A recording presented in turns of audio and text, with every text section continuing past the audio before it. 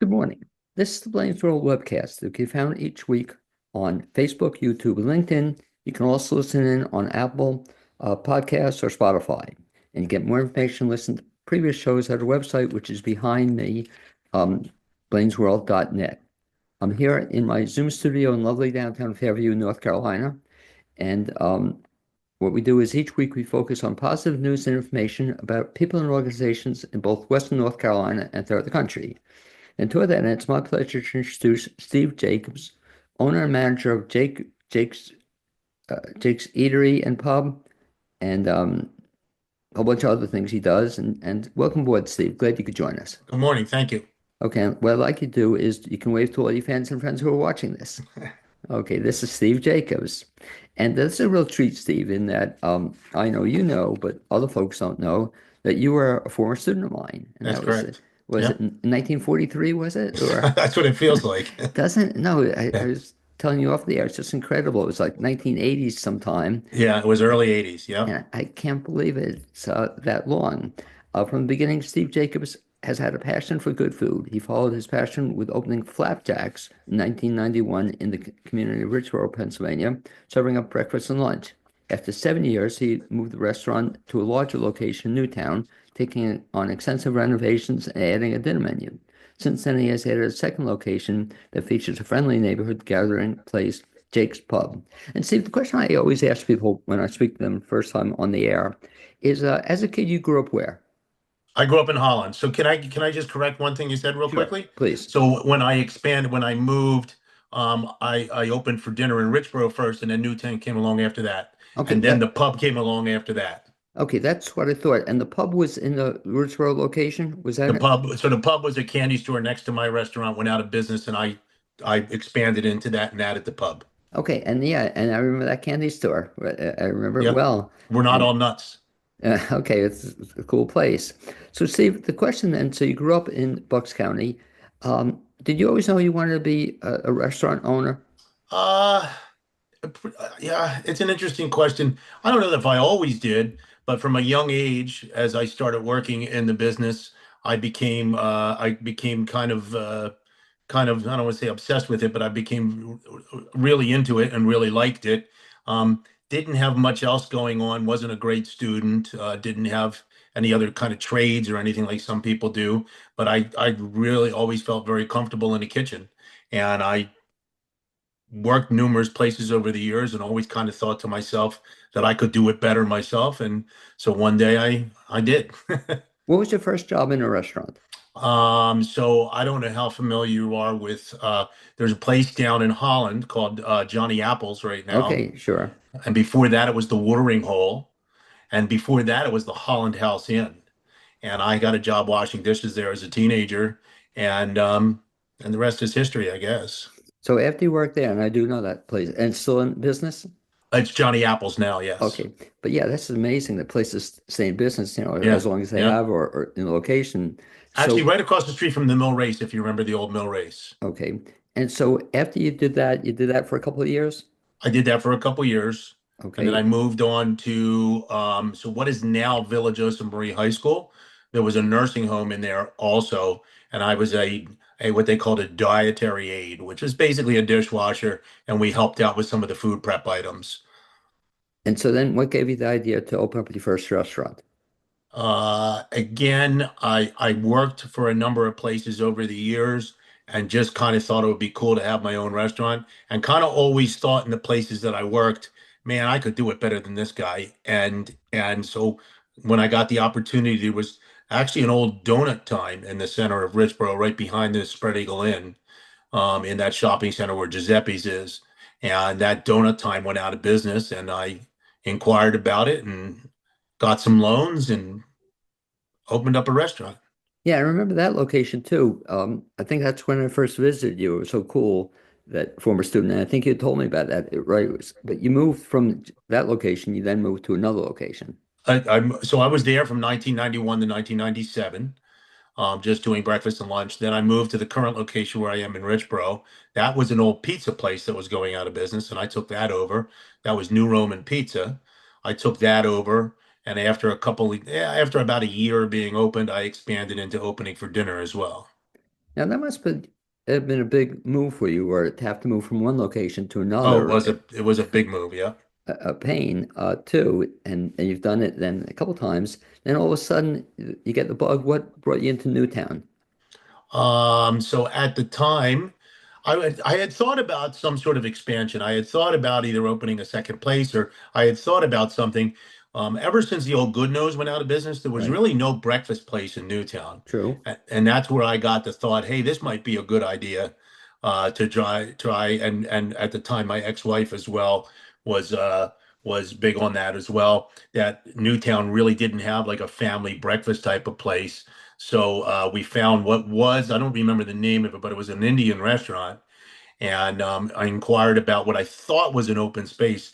The restaurant I thought was closed. It wasn't closed. And we inquired about it. Ends up that they were borderline leaving anyway. And that space became available, and I opened a place in Newtown. Is that when you got your first pair of roller skates to go back and forth between? I was saying I can't believe from Richboro to Newtown back and forth. Yeah, That must have kept you busy, yeah, yes, you to know. say the least. And so you opened the place in Newtown, and if you could mention the location, I'll give you a chance. Just what's the location of it? 49 Cambridge Lane, Okay, and I should right just basically behind where the 7-Eleven is in Newtown. okay, I should just recommend it to people because it's a really outstanding place for breakfast. Thank you. I just love it, and as you know, anytime I'm in town, one of the places I have to go is there for breakfast. I used to go to the other location, but then when you're in Newtown, I switched to that location. And in terms of running the two restaurants, um, keeps you busy. The how about staffing? Is that a problem? That's always a problem. So right now, I'm not even open at dinner any longer. And I used to be open at dinner in Newtown as well. Newtown is so much competition for Right. dinner. So during COVID, I ended up closing up for dinner in general from both stores, only because I couldn't keep up with it. I had lost so much staff. I think I lost like six full-time cooks over the course of 3 or 4 weeks during the pandemic. Everyone was quitting on me, and I just couldn't keep up with it. So I decided to shut it down. And really, my bread and butter is the breakfast and lunch trade. And so I thought I'd put all my energy back into breakfast and lunch and get that running smoothly again. And I've really never gotten the dinners back up and running. Newtown, I probably never would. There's so much That's what I competition say. in Newtown for dinner that I don't think that I'm a viable option any longer.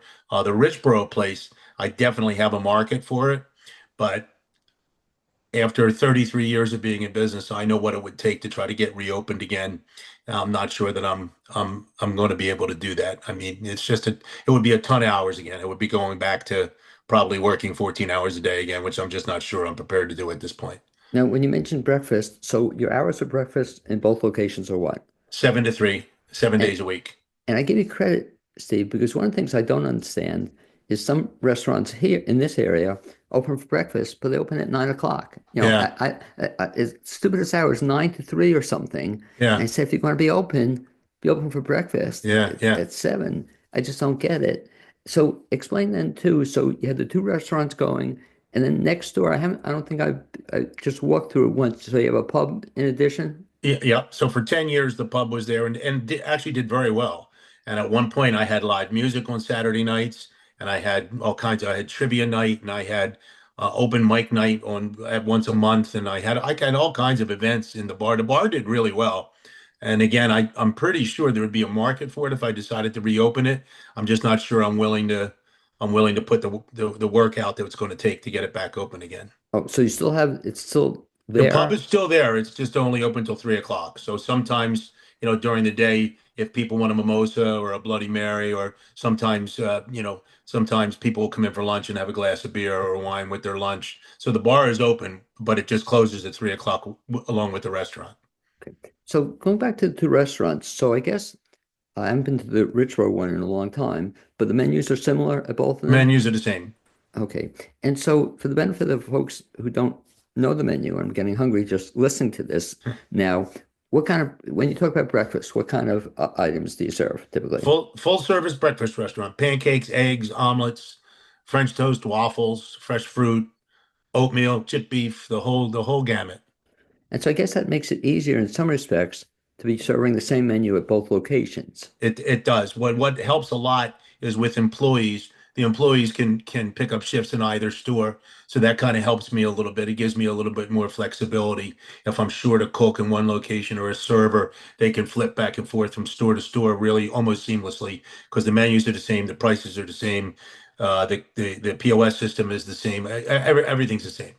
And it certainly is easy, like I said, for people if they're working in either location. Or I didn't realize I'll have to, well, I won't go to the Richfield location because I so much love the Newtown location, but that's certainly good to know. Same food, same type restaurant. And so when people go to the restaurants, they get the full menu, and that's good to know. So the full gamut. And what are some of your specialties, would you say? So we run weekend specials. Every weekend we run a special. It's typically either a French toast pancake special or some sort of egg special, maybe an omelet special. We try to do seasonal things. In the fall, we'll do like pumpkin pancakes and stuff like that. In the spring, we do more lighter fare. But we do omelet specials. We do, well, all kinds of stuff. The thing that's so great about the restaurants too is that, and to your credit, the people are there kind of friendly. It's like you go into the place and you like have a good time. And let me ask you to another service, and I took advantage of it. But in addition to having the two restaurants, do you do any catering? I don't advertise it, but I do catering. If somebody such as yourself for a 75th birthday party wants a catering job and approaches me, if it's something we can handle, we'll take it on. And if it's something I think is too much for us or the staff's not interested in it, then I'll turn it down. How But about I don't advertise myself. I mean, I'm not a caterer by trade, but I've certainly done plenty of catering over the years. how about Um, takeout? Do you do takeout? everything on the menu is available for takeout, and I can do takeout catering also. I've had people order trays of sandwiches for parties, or I do breakfast parties. I do, there's a lot of the schools. I do breakfast luncheons for the schools at Christmas time, and this type of stuff. So where I can, I'll pick up a catering job if it's something I can handle. I've been offered catering jobs that are simply too much for me, and I have to decline them because I just can't handle the business.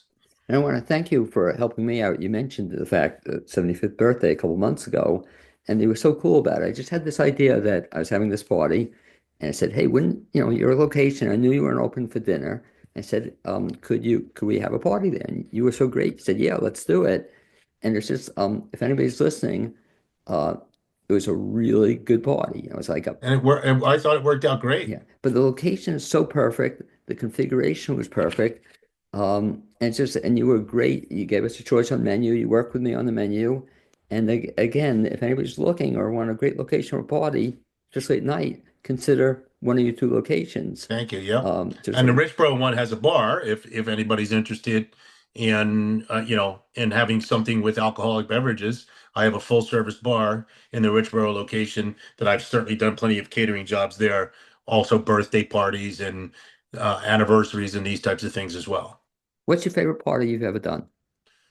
Oh my goodness. Other than my birthday party. Other than your birthday party, I've catered a couple other parties. I catered just this past year. I catered a friend of mine his daughter's 30th birthday party. That was a lot of fun. They had live music and a really lively crowd. I catered my sister-in-law's 50th birthday party. I've done a bunch of fun parties, so it's hard to really nail down which one was the best. But we've done a lot of good ones. The other thing that's true, as you mentioned, the location, at least the Newtown, is so perfect for entertainment. It's just a wide open space. And again, had a lot of fun with it. Uh, Steve, hold on one just second. I want to put you on pause here, and I'll be right back with you. Stay with Okay. me. Okay. Hi, Blaine Greenfield, back again with Steve Jacobs, owner and manager of two um, restaurants in the Newtown, Bucks County area. And Steve, you talk about some of the parties you've done. And again, one of the things I love about your place and you as an owner, you have flexibility to do, I guess, different kinds of things or almost anything anybody wants if you have staff. And so let's talk a little bit about that whole process and of opening and running a restaurant. So you opened both of them in the 1990s. I guess, or early 2000s. 91 in Richboro and 2011 in Newtown. And those are, I guess, relatively good times to open restaurants. But you went through a couple of tough years, starting, I guess, with COVID. And talk about the impact. I mean, to your credit, you managed to still stay in business after COVID. Was that tough? Yeah, it was real tough. There's a lot of, sort of adjusting on the fly. There's a lot of uncharted territory that none of us had ever dealt with before. But honestly, without some of the government loans and the different programs that they had available, I probably wouldn't have made it. I probably would have gone out of business. So, we at one point opened up just for takeout, and then they allowed us to have tables outside but not inside. So I didn't have outdoor furniture. So we were literally Right. lugging furniture outside every morning into the parking lot, into a makeshift tent in the parking lot, and then lugging it back every afternoon. And we did this for months. Let's And they go. finally let us reopen, but we could only seat like every other table so that the tables weren't too close together.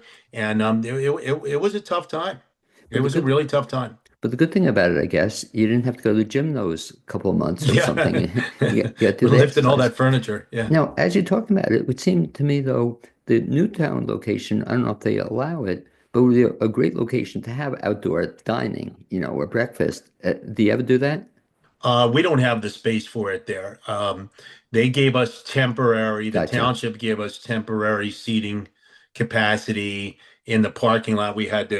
I was fortunate enough that a local company gave me some of those barriers, Oh, okay. and we had to put up barriers because God forbid somebody's car slammed into a table and injured somebody. But same thing in Newtown. We lugged all the tables out into the parking lot in the morning time beneath a big tent, and then lugged them all back in the afternoon. But as soon as COVID was over, they revoked that privilege of allowing to have the tables outside. You have to have it's got to be approved by the township. It's got to be approved by the Board of Health. It's got to have, there's a lot involved there. You can't just take three parking spots in the parking lot and say, I have outdoor dining now. You're not allowed to do that. And my landlord, I'd have to have it approved through my landlord. There'd be a lot involved. So although I'd love to have the outdoor dining, I think it would do great. I don't really have the space for it That's a shame. on either location. It's a shame because, as you say, Newtown certainly has a lot of places that have outdoor Oh yeah. dining. It's And I lovely. believe in the spring and summer it would do great. I just don't have the space for it, unfortunately. I could just see it. See, talk also about restaurants in the 2024. It's going to be 2025 soon. Staffing, is that a problem for you? Staffing is always an issue. Between the two stores, currently I have about 40 employees. When I was open at dinner, I probably had more like 60 employees. And it's a constant balance. It's a constant challenge to keep people employed. Mostly my kitchen workers are the hardest ones. The wait staff, I have had issues with wait staff or dining staff as well. Not quite as bad. The kitchen people are really the hardest ones to keep. There's kind of a transient workforce. I mean, there's these people that just, they might work for you for a couple months and then decide they don't want to work there anymore and move on to something else. And yeah, that's really that's my single, as I'm sure most other businesses, that's my single biggest problem is keeping it staffed up. And it's funny you say that because that's the same problem in Newtown, and even Hmm. worse in Newtown in Asheville because we just went through that hurricane, and they lost a lot of wait staff. But worse, as you said, getting kitchen help because what's incredible, Steve, is that you oftentimes can like the other night we were out, Cynthia and I, and they couldn't seat us. Why not? Because they didn't have they had space, but they didn't have staff to seat us. Uh, And then what we're seeing, I don't know if you have it at your places, but sometimes you'll get seated and you have wait staff, but then you're short in the kitchen, so that you know, I'm maybe not like a lot of folks. I like going in and out quickly, mhm.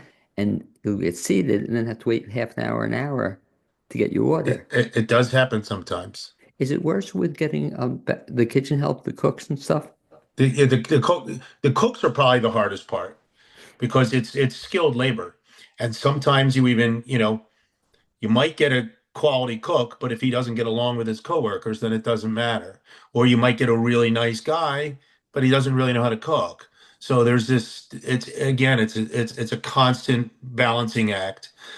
Pardon me. I'm trying to get staff, and but not only staff, but staff that can get along with everybody as well. Do you have to go back in the kitchen ever? I do all the time. I cooked all day yesterday.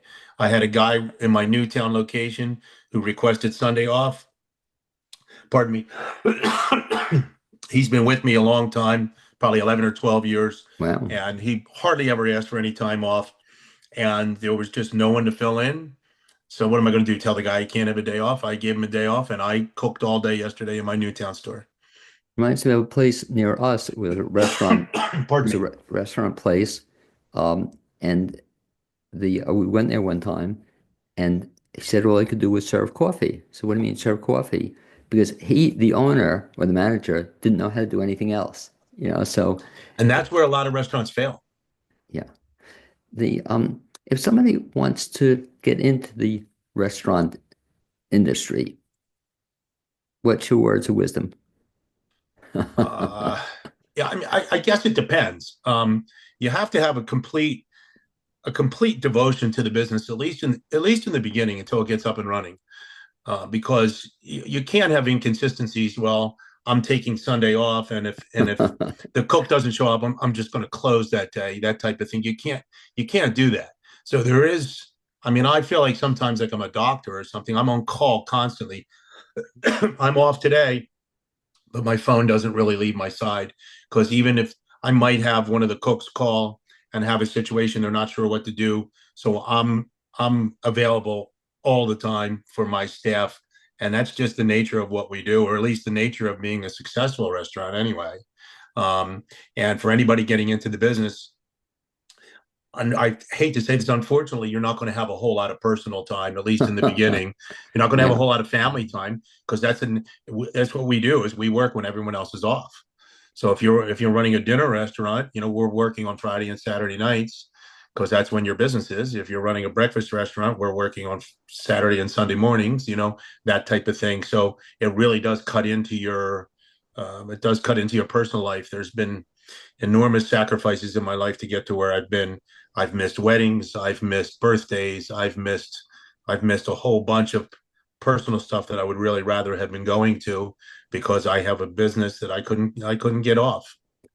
For the breakfast and lunch, are you open both locations 7 days a week? Yes. Wow, that is Yeah. really, I mean, to your credit, but a lot of places, again, in Newtown area are closing now during the week or Yeah, partially there's during a the lot of week, places might close on a Monday or a Tuesday or something like that. Yes. but you choose not to. I mean, I that's I haven't yet. I don't have any plans on it. Right now we're going to stay open. And keeping in mind, I used to be open at dinner 6 nights a week as well. So I was open from 7 in the morning until 9 at night, and in the bar some nights, Friday nights were probably midnight, and Saturday nights were probably even later. So I mean, when I had a band playing on Saturday nights, we were open from 7 in the morning until like 1 in the morning. I mean, so it was a lot. but the good thing about that then, so if one of the members of the band didn't make it, you jumped in there too? I wish I could, Me but too. that's not the case. But I am a hands-on owner. There's a lot of owners that are not, and I'm not suggesting that I'm any better than anyone else. I'm just saying that's the way I've done it. So I can wait tables if I need to. I can cook, but I will tell you this: that for the most part, my customers would never know if the cook quit yesterday because I would be in the back making sure that the food was still coming out on time and correctly, and so that the interruption in customer service would be minimal, unless again what happened during COVID that so many guys quit in such a short period of time.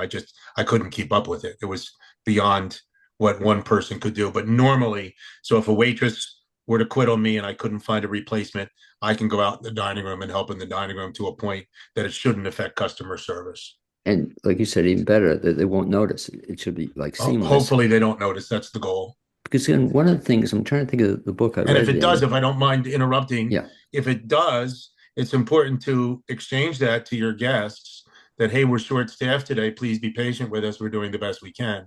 And I think that goes a long way also, because no business is perfect. It's when you allow a customer to sit, like you said, for a half an hour to an hour and not say anything about it and just let them sit there and wonder where the heck is my food. I think it's important to exchange, like, hey, we're really far behind. If you're in a hurry, and then a customer has a choice, like, well, maybe we don't have time for this today, we'll go somewhere else. that type of thing. So I think it's important to let the customer know that you are stuck that day, so they know what the expectation will be. And one of the things I've always admired about you and your restaurants too is the consistency of them. And I'm trying to think of the name of the book. It's escaping me right now. But it said the mark of a great restaurant, a great chain, is that it's going to be simply, you're going to get a similar good meal, if you will, anytime you go there. And again, I've been to your place couple dozen times, especially the Newtown location, and it's always good. I've never said Thanks. like I Thank you. didn't notice, like you said, there wasn't a cook there or whatever.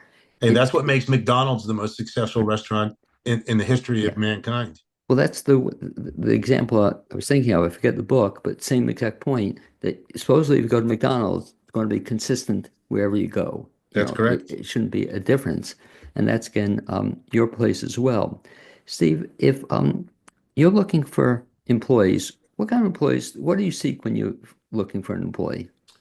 It's hard to say because people always put their best foot forward during an Right. interview. So what you get in an interview and what you get when you finally bring them in for employment isn't always the same thing. I look for a quality person.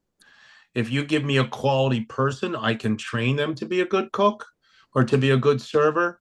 If you give me a person that's not a quality person, I can't make them into a good person.